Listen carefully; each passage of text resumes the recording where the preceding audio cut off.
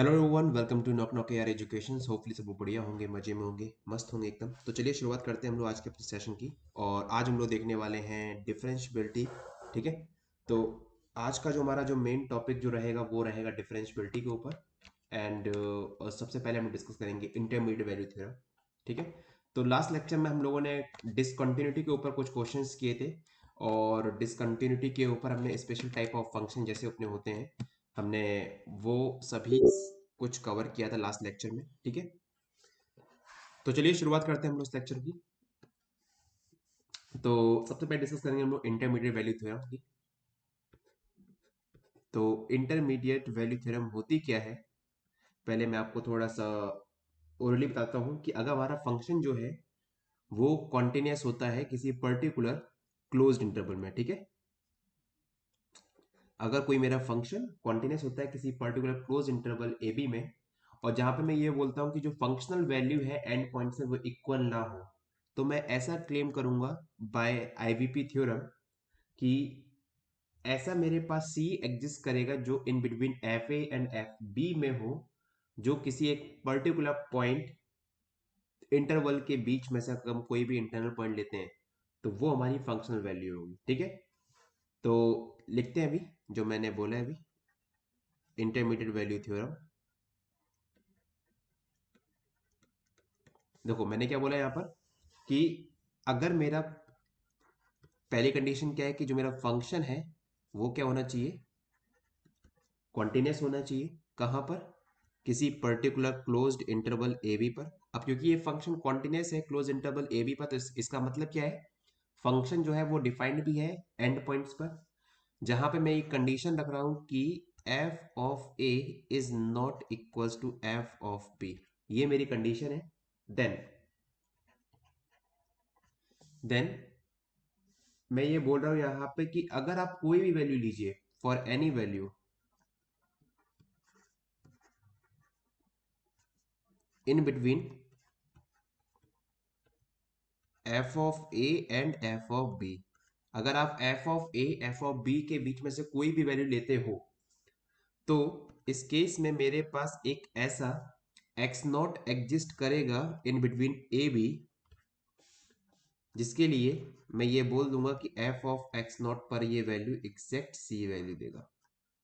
Like जो functional value होगी इस एक्स नॉट पर, वो किसके इक्वल होगी, इस सी के इक्वल हो जाएगी। ठीक है। तो ग्राफिकल इंटरप्रिटेशन हम देखते हैं इसका, तो ध्यान से देखिए। तो केस नंबर फर्स्ट, जैसे मान लीजिए मेरे पास ये, मैंने यहाँ पर x equals to A, X equals to B, और इस केस में मेरे पास जो फंक्शन है यहाँ पर वो क्या है, कॉन्टिन्यूस है। तो देखिए जैसे ये हो गया मेरा एफ ऑफ ए, ये हो गया मेरा एफ ऑफ बी। ठीक है, एफ ऑफ बी, और ये हो गया एफ ऑफ ए। तो मैंने क्या बोला कि अगर आप कोई भी वैल्यू चूज करिए एफ ऑफ ए और एफ ऑफ बी के बीच, मान ली मैंने एफ ऑफ ये चूज किया, ठीक है, एफ ऑफ सी, तो देखिए ध्यान से कि इस एफ ऑफ सी की जो वैल्यू है, जो फंक्शनल वैल्यू है, वो मेरे पास एक ऐसा एक्स नॉट एग्जिस्ट कर रहा है in between A and B, जिसके लिए वो एग्जिस्ट कर रही है। Is a clear. ठीक है। तो हमेशा अगर आपके पास आईवीपी थ्योरम कहती है क्या है कि अगर फंक्शन कॉन्टिन्यूस है किसी पर्टिकुलर क्लोज इंटरवल पे, और आप ये देख पा रहे हो कि जो फंक्शनल वैल्यू है एंड पॉइंट्स पे वो इक्वल नहीं है, तो वहां पर उस केस में अगर आप कोई भी वैल्यू लेते हो रेंज के सेट से, ठीक है, कोई वैल्यू लेते हो तो उसके रिस्पेक्ट में आपके पास डेफिनेटली एक पॉइंट मिलेगा जहां पर आपको वो वैल्यू मिल जाएगी। ठीक है। तो ऐसे और भी अपने पास केस बन सकते हैं, but I think better visualization अपने पास यही है। और अगर आप चाहो तो डिफरेंट टाइप के कर्व लेके वहां पे भी कमेंट या फिर वहां पे भी काम कर सकते हो। ठीक। चलो एक एग्जांपल करते हैं इसके बेस पर, ताकि ये एग्जांपल के थ्रू हम लोग कुछ इस थ्योरम के ऊपर कमेंट कर सकें। ठीक है। तो अपने पास एक फंक्शन गिवन है एफ ऑफ एक्स, और जो फंक्शन अपने पास वो है ये x minus a square, x minus b whole square plus x. ठीक है। मेरे पास ये फंक्शन है, और मुझे यहाँ पे ये दिखाना है या यह बताना है कि ये जो वैल्यू, ये जो फंक्शन है, क्या ये वाली value a plus B by two किसी भी x के लिए for some x in between a and b, क्या ये होल्ड करता है या नहीं। ठीक है, मतलब किसी भी x के लिए क्या मेरा functional value a plus B by two आती है या नहीं, ये मुझे बताना है। अब देखो, अगर मैं फंक्शन को देखूं यहां पर, तो फंक्शन एक अपने पास कैसा है, एक पॉलिनोमियल फंक्शन है। ठीक है, और आप सभी को पता है कि every polynomial function is continuous function. तो इस केस में ये जो मेरा फंक्शन दे रखा है यहाँ पे x माइनस ए का whole square x minus B का होल स्क्वायर प्लस एक्स, ये अपने पास कैसा हो गया यहाँ पर, ये अपने पास हो गया यहाँ पर कॉन्टिन्यूअस फंक्शन। ठीक है, in the interval a comma b। ठीक है, तो आईवीपी थ्योरम में हमने पहले क्या देखा था कि फंक्शन अपना कॉन्टिन्यूअस होना चाहिए क्लोज इंटरवल ए बी पर, जो कि यहाँ पे ट्रू है।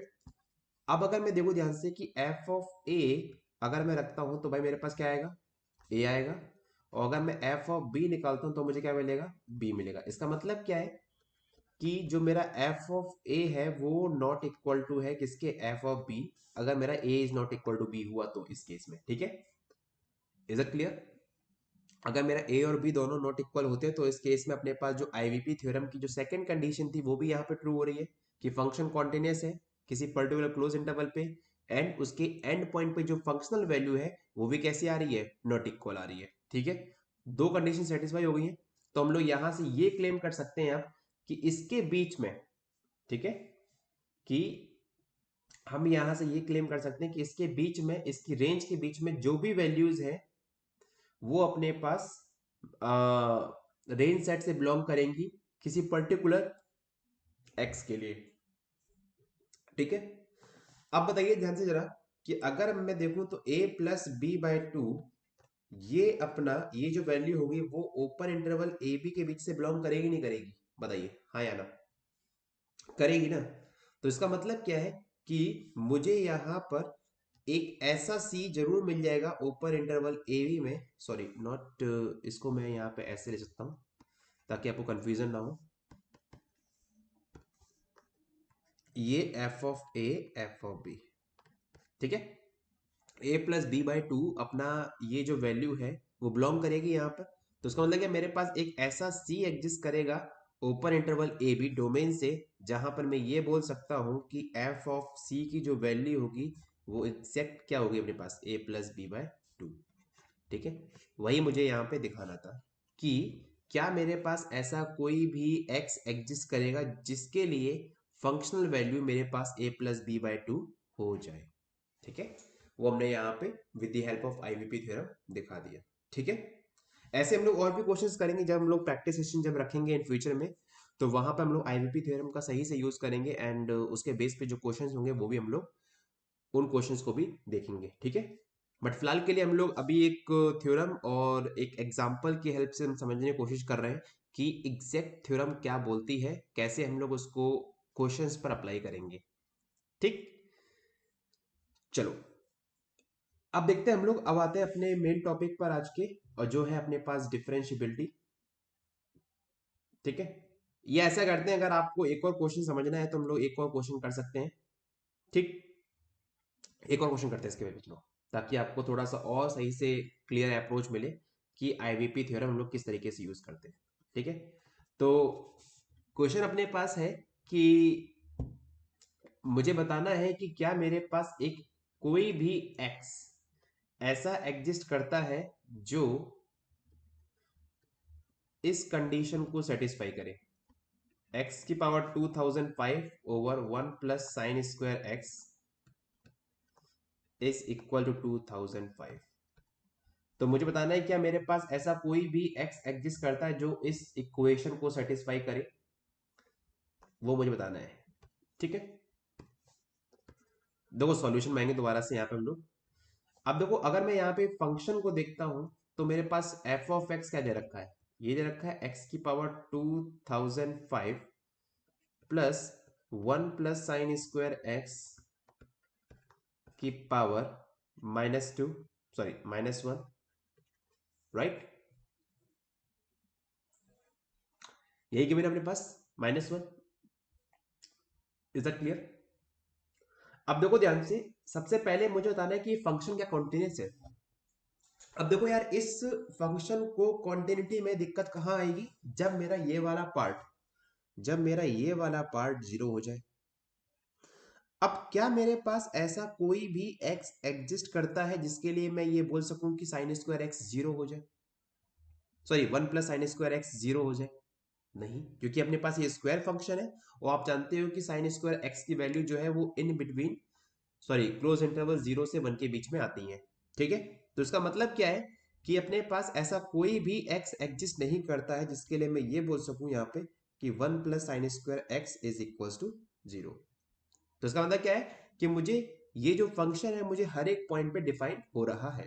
तो ये फंक्शन भी कॉन्टिन्यूस हो गया, यहाँ पे ये फंक्शन भी कॉन्टिन्यूस है।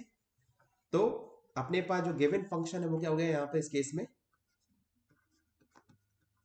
कॉन्टिन्यूस हो गया। अगर आपको याद आ रहा हो तो मैंने आपको एक थ्योरम लिखवाई थी कि अगर आपका f फंक्शन कॉन्टिन्यूस है, g फंक्शन कॉन्टिन्यूस है on the given domain, then आपका f + g फंक्शन भी क्या होगा, कॉन्टिन्यूस होगा। तो वही मैंने थ्योरम का यहाँ पे यूज किया है। ठीक है, तो इस केस में अपने पास क्या हो गया, फंक्शन कॉन्टिन्यूस हो गया। ठीक, इज दैट क्लियर, बताइए।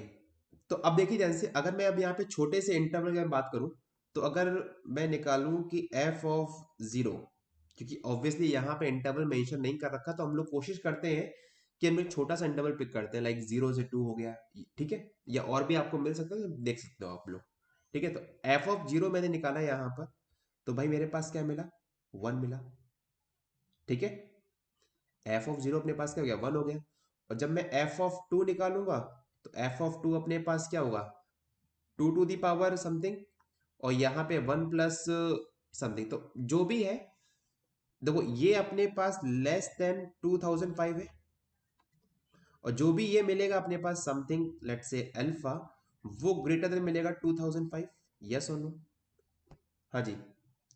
तो क्या मैं ये बोल सकता हूं कि f(0) और f(2) जो भी होगा वो यहां पर क्या है, इस केस में नॉट इक्वल है। f(0) is not equal to f(2). ठीक है, is that clear, is that clear और नॉट? ठीक है, अब देखो, बाय आईवीपी थ्योरम हम लोग यहां से ये क्लेम कर सकते हैं कि अगर मैं कोई भी सी, अगर मैं कोई भी अल्फा वाले, अल्फा नहीं बीटा बोल दीजिए, बीटा चूज करता हूं इन बिटवीन f(0), f(2), तो इसके रिस्पेक्ट में भाई मेरे को एक ऐसा सी जरूर मिल जाएगा इन बिटवीन 0 एंड 2, जिसके लिए मैं ये बोल दूंगा कि जो मेरा f(c) जो होगा वो एग्जैक्ट बीटा के इक्वल होगा। बताइए, हाँ जी, बोलो क्लियर हुआ कि नहीं हुआ? और बीटा अपने पास यहाँ पे क्या है, मान लीजिए आप 2005 ले लीजिए यहाँ पे इस केस में, कि भाई इसके केस में मैं ये तो बोल सकता हूँ कि 2005 अपने पास इस केस में बिलोंग कर रहा है, क्योंकि f(0) की वैल्यू क्या है, 1 है, जो कि लेस देन है। f(2) की वैल्यू क्या है, अल्फा है, जो कि ग्रेटर देन 2005 है। तो इसका मतलब 2005 नंबर जो है वो अपने पास इस इंटरवल के बीच में होगा। और ऐसा कुछ है तो मैं ये बोल सकता हूँ यहाँ पर कि मेरे पास एक ऐसा सी एग्जिस्ट करेगा जो बीटा की जो वैल्यू है 2005 वो एग्जिस्ट करेगा। इसका मतलब क्या है कि इस इक्वेशन के लिए मैंने यहाँ पे बाय आईवीपी थ्योरम यहाँ पे ये दिखा दिया कि मेरे पास एक ऐसा एक्स एग्जिस्ट कर रहा है जो कि इस इक्वेशन को होल्ड कर रहा है।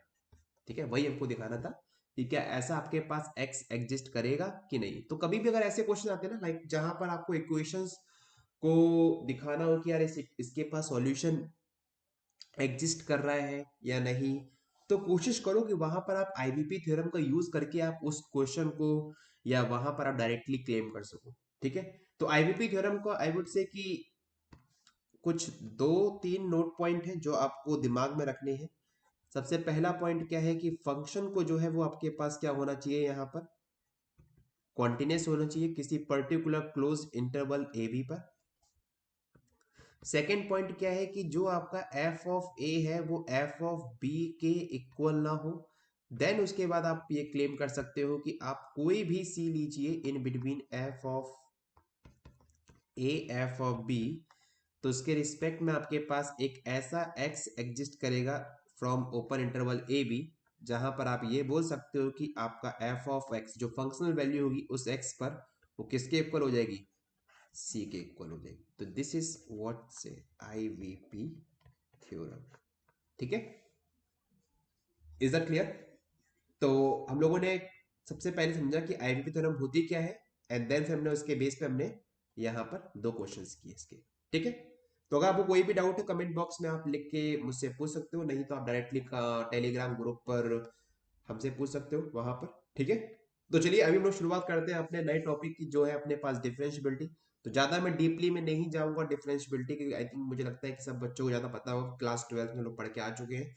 देन मैं यहाँ पे जो मेन डेफिनेशन है डिफरेंशियबिलिटी की वो लिखवाता हूँ, एंड देन उसके बाद कब एग्जिस्ट करते हैं, क्या इंपॉर्टेंट पॉइंट्स है वहां पे डिफरेंशियबिलिटी के रिगार्डिंग, एंड देन इसके बेस पे हम लोग कुछ क्वेश्चंस करते हैं। ठीक है, क्योंकि जो हमारा जो मेन टॉपिक है आईआईटी जैम का, हम लोग उस पर ज्यादा फोकस करेंगे रदर देन क्लास 12 के पार्ट पर। ठीक है, क्योंकि आई थिंक क्लास 12 का पार्ट काफी बच्चे पढ़ के आए होंगे, तो उनको सही से क्लियर होगा कि डिफरेंशियबिलिटी कहते किसे। ठीक है, तो मैं सिर्फ यहाँ बेसिक डेफिनेशन लिखवाऊंगा, एंड देन अगर आपको क्लियर रीजन नहीं है डिफरेंशियबिलिटी पर तो भी आप मुझसे कमेंट बॉक्स में लिख के पूछ सकते हो, या अपनी सजेशन मुझे दे सकते हो कि क्या पूरा ही सब कुछ बेसिक से चाहिए यहाँ पर, क्योंकि आई थिंक अगर हम लोग पूरा सब बेसिक से पढ़ाने जाएंगे यहाँ पर, देन आई वुड से कि टाइम लगेगा फिर। ठीक है, क्योंकि अपने पास अभी काफी कुछ कवर करना है। ठीक है, तो चलिए फिर हम लोग शुरुआत करते हैं डिफरेंशियबिलिटी की।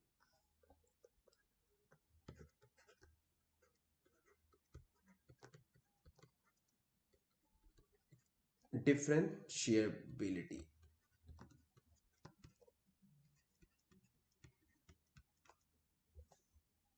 ठीक है।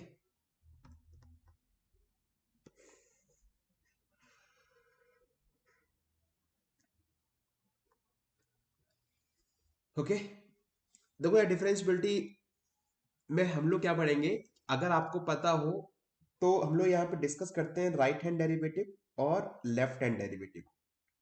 ठीक, सो इसको हम लोग डिवाइड करेंगे दो पार्ट में, राइट हैंड डेरिवेटिव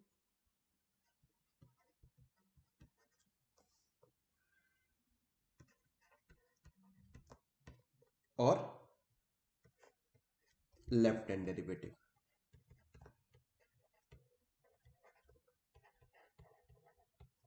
ठीक है, अब देखो यार इसमें होता क्या है कि अगर मैं बात करता हूं राइट हैंड डेरिवेटिव की, तो अपन लोग राइट साइड से अप्रोच करते हैं, और लेफ्ट हैंड डेरिवेटिव में हम लोग लेफ्ट। तो अगर मैं आपको थोड़ा सा अगर यहाँ पे ग्राफिकल जो व्यू है वो बताऊं यहाँ पर, कि मान लीजिए भाई अपने पास ये एक कर्व है, और बताना है कि ये फंक्शन जो है वो डिफरेंशिएबल है या नहीं।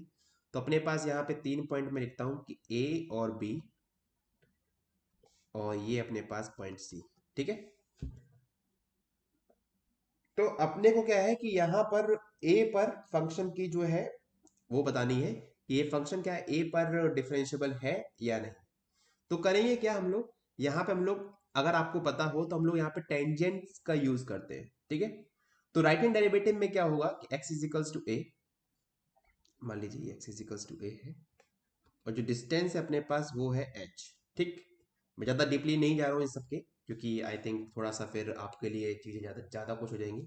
तो मैं क्या बोल रहा हूँ यहाँ पर कि अगर मैं राइट हैंड डेरिवेटिव की बात कर रहा हूँ, तो x is equals to A पर अगर आप बात करो राइट हैंड डेरिवेटिव की, तो वो होगा कुछ, इसको डिनोट करेंगे एफ डैश ए प्लस। ठीक है, जिसको हम डिफाइन करते हैं कुछ इस तरीके से कि जो लिमिट है h tends to 0 plus F of A plus H minus F of A over H. ठीक है, ये लिमिट एग्जिस्ट करनी चाहिए एंड शुड बी फाइनाइट। तो हम बोलेंगे अपने पास कि जो राइट हैंड डेरिवेटिव है वो अपने पास क्या है, वो एग्जिस्ट कर रहा है, एग्जिस्ट एंड फाइनाइट। ठीक, इसका मतलब क्या है कि इस केस में अगर आपको राइट हैंड डेरिवेटिव निकालना है, तो अपने पास जो पॉइंट बी है, ठीक है, अलोंग दी कर्व अपने पास ये टेंड करना चाहिए ए की तरफ। ठीक है, मतलब आप यहाँ पे टेंजेंट लेते रहिए लेते रहिए लेते रहिए, तो आपके पास ये जो पॉइंट बी है हमारा जो टारगेट होना चाहिए पॉइंट बी को मुझे टेंड कराना है इस ए की तरफ, तो हम लोग बोलते हैं इसको right hand approach, that's why it's right hand derivative. Same तरीके से हम लोग जब हम लोग लेफ्ट हैंड डेरिवेटिव की बात करते हैं तो हम लोग लेफ्ट साइड से आते हैं एंड देन फिर हम लोग कोशिश करते हैं कि with the help of tangent this C should be approaches to A. ठीक है, तो ये एक बेसिक ओवरव्यू है कि किस तरीके से हम लोग यहाँ पे डिफरेंशियबिलिटी को देखते हैं। ठीक है, तो सेम तरीके से अगर आपको लेफ्ट हैंड डेरिवेटिव निकालना है in term of mathematics, then you can also find like F dash a minus is equals to limit h tends to 0 f of a minus h minus f of a over minus h। Again इसकी जो limit है वो अपने पास क्या होनी चाहिए, existent finite. सो अगर आपको किसी फंक्शन को दिखाना है कि वो फंक्शन डिफरेंशिएबल है या नहीं, then you have to show two kind of derivative. The first one is right hand derivative, the second one is left hand derivative. Both are exist and should be finite. If both are exist and finite, then you can say your function or like whatever is differentiable at particular point। ठीक है, तो अगर आप देख पा रहे हो कि यहाँ पे हम लोग एक पर्टिकुलर पॉइंट पे भी बात कर रहे हैं, like you can see here, like we are discussing the differentiability at x is equals to a। ठीक है, then you can say my function is differentiable at x is equals to a if both limits are finite and exist। ठीक है, is it clear? तो अपने पास कुछ relation है differentiable और differentiability and continuity में। सो क्या रिलेशन है दोनों में वो भी देख लेते हैं हम लोग।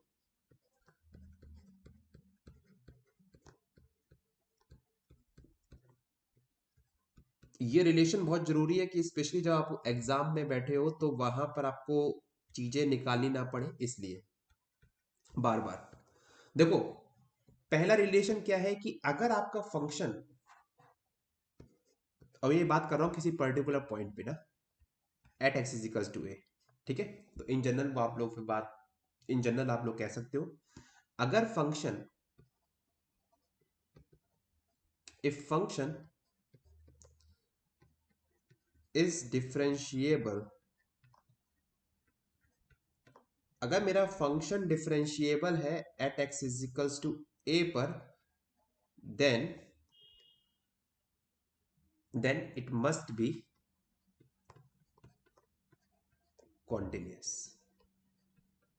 ठीक है, इसका मतलब क्या है कि अगर आपने ये दिखा दिया कि your function is differentiable at particular point x is equals to a, then at that point your function should be continuous. ठीक है, और ये बात हो रही है यहाँ पे हर एक फंक्शन के लिए। ठीक है, कि अगर कोई फंक्शन आपका डिफरेंशिएबल, आपने ये दिखा दिया है कि अगर आपको कोई फंक्शन है जो डिफरेंशिएबल हो गया किसी पर्टिकुलर पॉइंट पर, देन उस पॉइंट पर आपको कंटिन्यूटी चेक करने की जरूरत नहीं है, देन वो वहां पर कॉन्टिन्यूअस भी है अगर आपने डिफरेंशिएबल दिखा दिया तो। ठीक है, सेकेंड पॉइंट क्या है कि अगर आपका function, if your function is continuous, मतलब कन्वर्स पार्ट बात कर रहा हूं यहां पर, if your function is continuous at x is equals to A, then function may और मे नॉट बी डिफरेंशिएबल। ये बच्चे यहां पे बड़ी गलती करते हैं ये लोग, ये रिलेशन बच्चों को समझ में नहीं आता कि ये रिलेशन क्या है। देखो सीडी का आप सीधे तरीके से कुछ भी कमेंट नहीं कर सकते हो। अगर आपका फंक्शन कॉन्टिन्यूअस है तो डिफरेंशिएबिलिटी पे कुछ भी कमांड नहीं कर सकते हो, यस और नो, मे और may not be, but converse part हमेशा ट्रू होगा। अगर आपका फंक्शन डिफरेंशिएबल है तो फंक्शन वो कॉन्टिन्यूअस भी होगा। ठीक है, इज इट क्लियर? तो इन जनरल जो मैंने एक अप्रोच लाइक एग्जाम में जब मैंने याद रखने की कोशिश किया था इस रिलेशन को, हालांकि काफी कंफ्यूजिंग रिलेशन है, बट अगर आप इसका एक बार प्रूव कर लोगे तो इजी रहेगा। बट शॉर्ट तरीका क्या है कि मैथमेटिक्स में सीधे तरीके से कुछ नहीं होता है, तो सी के बाद डी आता है, तो ये मेरा एक लॉजिक है जो मैंने याद कर रखा था। कि मैथमेटिक्स में सीधे तरीके से कुछ नहीं होता है, तो सी के बाद डी, तो मतलब ये रिलेशन मे और मे नॉट बी होगा, बट कन्वर्स पार्ट कंफर्म है। ठीक है, तो अगर आपको एक रिलेशन भी इसमें याद हो गया तो कोई दिक्कत नहीं है। तो आपको याद क्या करना है यहाँ पर, याद क्या रखना है यहाँ पे कि अगर आपका फंक्शन जो है वो डिफरेंशियल हो जाए किसी पर्टिकुलर पॉइंट पर, then it should be continuous.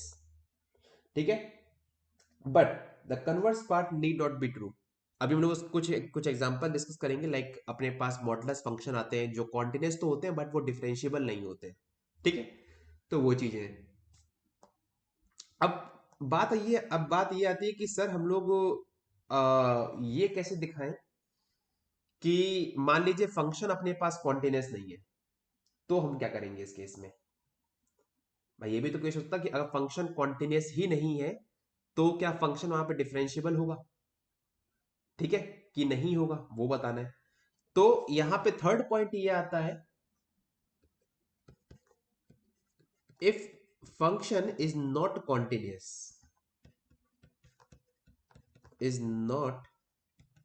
continuous at x is equals to a, then f then your function is not differentiable, is not differentiable। इसका मतलब क्या है कि अगर आपने ये दिखा दिया कि फंक्शन वहां पे कॉन्टिन्यूस ही नहीं है, मतलब समहाउ की जो कॉन्टिन्यूटी है वो मेंटेन ही नहीं हो रखी है, तो अपन लोग क्या बोल देंगे इस केस में कि वहां पे फंक्शन डिफरेंशिएबल भी नहीं होगा, क्योंकि अपने पास जो टेंजेंट है वो नहीं मिल पाएगा ना, क्योंकि अगर वहां पे क्वांटिटी ब्रेक हो गई तो वहां पे जो टेंजेंट वाला जो कॉन्सेप्ट वो चला जाएगा अपने पास। ठीक है, तो अगर फंक्शन कॉन्टिन्यूस नहीं है तो वहां पे फंक्शन वो डिफरेंशिएबल भी नहीं होगा। ठीक है, इज दैट क्लियर। तो अपने पास देखो तीन टाइप के यहाँ पर केस बन सकते हैं, मैं तीनों टाइप के केस बता रहा हूँ, और कौन कौन से केस में हम लोग डिफरेंशियबिलिटी देखेंगे, कौन कहाँ पे हम लोग डायरेक्टली बोल देंगे, तो वो देखते हैं हम लोग। देखो पहला केस अपने पास बाय ग्राफ ऐसा बन सकता है कि अपने पास कोई ग्राफ में शार्प पॉइंट आ जाए, इस टाइप का कुछ कहीं पे भी मिल जाए शार्प पॉइंट वाला, जिसको हम बोलते हैं शार्प पॉइंट। अगर आपको किसी भी ग्राफ में ये शार्प पॉइंट मिल जा रहा है, ऐसा कुछ कॉर्नर पॉइंट जिसको हम बोलते हैं, तो उस पॉइंट पर, इस पॉइंट पर हम लोग ये बोल देंगे कि ये फंक्शन जो है वो डिफरेंशिएबल नहीं होगा, इज नॉट डिफरेंशिएबल। ठीक है, अगर आपको किसी भी ग्राफ में शार्प पॉइंट मिल जा रहा है तो आप डायरेक्टली वहां पे बोल सकते हो कि आपका जो ये फंक्शन है वो डिफरेंशिएबल नहीं होगा। ठीक है, सेकंड केस मैंने आपको अभी बताया है कि अगर आपका फंक्शन जो है वो कॉन्टिन्यूअस ना हो, लाइक मान लीजिए कि ऐसा कुछ फंक्शन दे दिया जाए आपका, तो आप देख पा रहे हो कि यहाँ पे x इजिकल्स टू a पर ये जो फंक्शन की जो क्वांटिटी है वो यहाँ पे क्या होगी, ब्रेक हो गई है। तो इसका मतलब क्या, फंक्शन यहाँ पे डिसकंटिन्यूअस हो गया, और जैसे ही डिसकंटिन्यूअस हो गया तुरंत आप बोल देना कि फंक्शन यहाँ पे डिफरेंशिएबल नहीं होगा, at x is equals to a is not differentiable as well। ठीक है, is that clear, is that clear और नॉट। हाँ जी, तो अभी मैं आपको पूरा जो समरी है वो लिखवा दूंगा, पूरी टोटल जो मैंने पढ़ाई है यहाँ पर। हम लोग कौन से केस में चेक करेंगे कि फंक्शन डिफरेंशिएबल है या नहीं, तो वो केस कुछ समथिंग ऐसा कुछ होने वाला है, लाइक ठीक है, ऐसा कुछ मान लीजिए अपने पास केस आ गया जहां पर आप ये बोल रहे हो कि ये आपने टेंजेंट खींचा जहां पर आपको ना तो कोई शार्प पॉइंट मिल रहा ना तो वहां पे कोई डिसकंटिन्यूटी मिल रही है, तो आप वहां पर ये बोल सकते हो कि सर यहाँ पे फंक्शन जो है वो कॉन्टिन्यूस है। यहाँ पे जैसे आप देखो देख पा रहे हो ये वाला जो ग्राफ है वो फंक्शन कॉन्टिन्यूस है।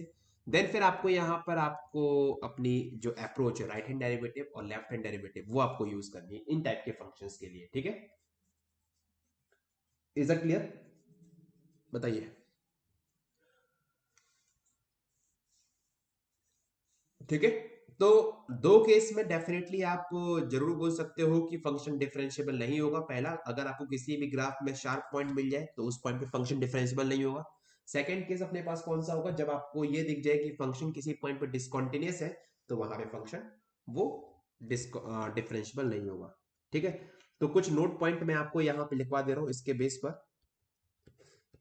कि कन्वर्स पार्ट मैंने क्यों बोला कि नहीं ट्रू हुआ कि अगर मेरा फंक्शन कॉन्टिन्यूस है बट वो डिफरेंशिएबल हो भी सकता है और नहीं भी। तो पहला example y is equal to mod X ले लीजिए आप। अगर आप y is equal to mod X का ग्राफ देखोगे तो आपके पास ग्राफ कैसा है, कुछ ऐसा दिखता है, बताइए। y is equal to mod X का ग्राफ, तो ध्यान से देखिए, अगर आपको ये दिख रहा है यहाँ पे शार्प पॉइंट जीरो पर, ठीक है, तो ये जो फंक्शन है वो जीरो पर क्या नहीं है, डिफरेंशिएबल नहीं है, इज नॉट डिफरेंशिएबल। ठीक है, तो ये तो हो गया अपने पास पहला केस जहां पर फंक्शन कॉन्टिन्यूस तो है बट डिफरेंशिएबल नहीं है। सेकंड केस हम लोग देखते हैं y is equal to X square. अगर आप एक्स स्क्वायर ग्राफ देखोगे तो आपके पास क्या आएगा, ये आएगा कुछ। अब देखो इस केस में क्या है, फंक्शन कॉन्टिन्यूस भी है और डिफरेंशिएबल भी है हर एक पॉइंट पर, क्योंकि जब आप यहाँ पर निकालोगे right hand derivative left hand derivative तो वो आपको यहाँ पर सब एग्जिस्ट करेंगे और वो फाइनाइट लिमिट भी रखेंगे। ठीक है, इज इट क्लियर, बताइए। तो अब क्वेश्चन ये आता है कि सर कभी कभी हम लोग को फंक्शन दिया जाता है, अगर आपसे एक पॉइंट के ऊपर कंटिन्यूटी या फिर डिफरेंशियबिलिटी निकालना होता है तो आप वहां पर अपना फॉर्मूला लगाइए एंड देन आप चेक करिए। ठीक है, बट अगर आपको कंप्लीट डोमेन पे कमेंट करना है, कंप्लीट डोमेन पे क्या होने वाला, तो आप करा करा क्या करा करिए, x इज इक्वल्स टू ए एक जनरल पॉइंट ले लिया करिए। ठीक है, x इज इक्वल टू ए लेने पर फिर आप चेक करिए कि कॉन्टिन्यूटी डेफिनेशन यूज कीजिए, डिफरेंशियबिलिटी की डेफिनेशन यूज कीजिए। ठीक है, कॉन्टिन्यूस है कि नहीं है, डिफरेंशियबल है कि नहीं है, देन वहां पर आप कमेंट कर सकते हो। आपको जरूरत नहीं है कि आपको हर एक पॉइंट पर आपको एनालिसिस करनी है। जब भी कभी आपको मोर देन वन पॉइंट पे कमेंट करना हो तो कोशिश कीजिए कि एक जनरल पॉइंट लीजिए x is equals to A and then फिर वहां पर आप एनालिसिस कीजिए। ठीक है, अगर उस जनरल पॉइंट के लिए डेफिनेशन ट्रू हो रही है, ठीक है, तो आपका वो हर एक पॉइंट के लिए ट्रू होगा। ठीक, तो क्वेश्चन ये उठता है सर सबसे पहले हम क्या निकालें, डिफरेंशियबिलिटी निकालें या फिर कॉन्टिन्यूटी निकालें, तो आई वुड से सबसे पहले आपके पास फंक्शन गिवन है तो फंक्शन की सबसे पहले आप कॉन्टिन्यूटी देखिए कि फंक्शन वो कहाँ कहाँ पे कॉन्टिन्यूस है कहाँ कहाँ पे नहीं है।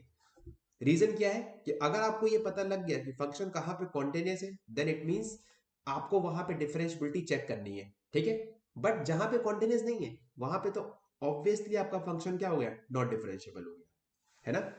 देन अपने पास इसी के सीक्वेंस में हम लोग के पास जो सेकंड पॉइंट यहां पर आया है, सेकंड पॉइंट मैं लिखूंगा अगर आपका फंक्शन डिफरेंशिएबल है तो with the help of graph आप कैसे बोल सकते हो कि वो डिफरेंशिएबल है कि नहीं है, कि वो एक स्मूथ ग्राफ होगा। ठीक है, इट मींस वहां पर कोई भी ब्रेक नहीं होगा, कोई भी शार्प पॉइंट नहीं होगा, वो जस्ट एक स्मूथ कर्व होगा, जस्ट लाइक दिस वन। कि इस केस में आप देख सकते हो ये पूरा एक स्मूथ कर्व है जहां पे कोई भी ब्रेक नहीं है, कोई भी शार्प टर्न नहीं है। तो अगर फंक्शन डिफरेंशिएबल है तो इस केस में then its graph is then its graph must be smooth, must be smooth, it means there is no break or something sharp points। ठीक है, अब कुछ रिलेशन जो हमने ऑलरेडी डिस्कस कर लिए कंटिन्यूटी एंड डिफरेंशियबिलिटी में, कि पहला रिलेशन अपने पास क्या है कि अगर फंक्शन मेरे पास डिफरेंशिएबल है, अगर फंक्शन डिफरेंशिएबल है तो वो कॉन्टिन्यूस भी होगा। ठीक है, सेकेंड अपने पास अगर फंक्शन कॉन्टिन्यूस है तो जो फंक्शन है वो मे और मे नॉट बी मे और may not be differentiable.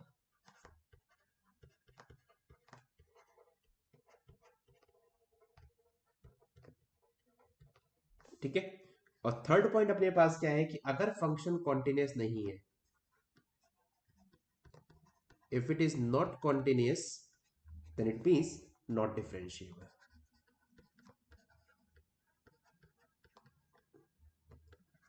Not differentiable. ठीक है, तो आज के लेक्चर में हम लोगों ने क्या देखा, तो आज के लेक्चर में हम लोगों ने ये देखा कि फंक्शन की डिफरेंशिएबिलिटी को कैसे चेक करते हैं। ठीक है, कौन कौन से वे है कि जहां पर हम डायरेक्ट कमेंट कर सकते हैं कि यहाँ पे फंक्शन डिफरेंशिएबल नहीं होगा। Second thing, with the help of graph हम लोग कैसे चेक कर सकते हैं कि कैसे हम लोग चेक करेंगे कि फंक्शन डिफरेंशिएबल है या नहीं। ठीक। और थर्ड, डिफरेंशिएबिलिटी और कॉन्टिन्यूटी में रिलेशन क्या है। ठीक है, आज के हमने इस लेक्चर में ये देखा है। ठीक है, तो अपन लोग जो नेक्स्ट लेक्चर में हम लोग है ना कवर करेंगे कि कुछ एग्जांपल देखेंगे हम लोग वहां पर, एंड एग्जांपल्स के बेस्ड पर हम लोग कंटेंट डिफरेंशिएबिलिटी पे कमेंट करेंगे, एंड देन फिर हम लोग नेक्स्ट लेक्चर में जो अपने पास मॉडुलस टाइप के जो फंक्शंस होते हैं जहां पे मॉडुलस आ जाए तो वहां पे हम लोग स्पेशली डिफरेंशिएबिलिटी पे कमेंट करेंगे कि किन पॉइंट पे फंक्शन डिफरेंशिएबल होगा, किन पॉइंट पे नहीं होगा। ठीक है, क्योंकि हम लोगों ने जो मॉडुलस के जो हमने ग्राफ थ्योरी में क्वेश्चंस कवर किए थे वहां आप देख पा रहे हो बहुत सारे शार्प पॉइंट आते हैं स्पेशली मॉडुलस फंक्शन में। तो वो हम लोग कुछ क्वेश्चंस कवर करने की कोशिश करेंगे यहाँ पर। ठीक है, तो आने वाले 2 लेक्चर आई थिंक अपना पूरा इसी पे ही होने वाला है कि डिफरेंशिएबिलिटी और उनके बेस पे जो क्वेश्चंस हम लोग करेंगे वो वाले। ठीक है, एंड देन फिर हम लोग उसके बाद देखते हैं अपना नेक्स्ट टॉपिक जो अपना। ठीक है, बट आज के सेशन में हम लोग इतना ही रखते हैं, एंड देन फिर मिलते हैं हम लोग नेक्स्ट लेक्चर में। Till then take care, bye bye and thank you so much. See you in the next session.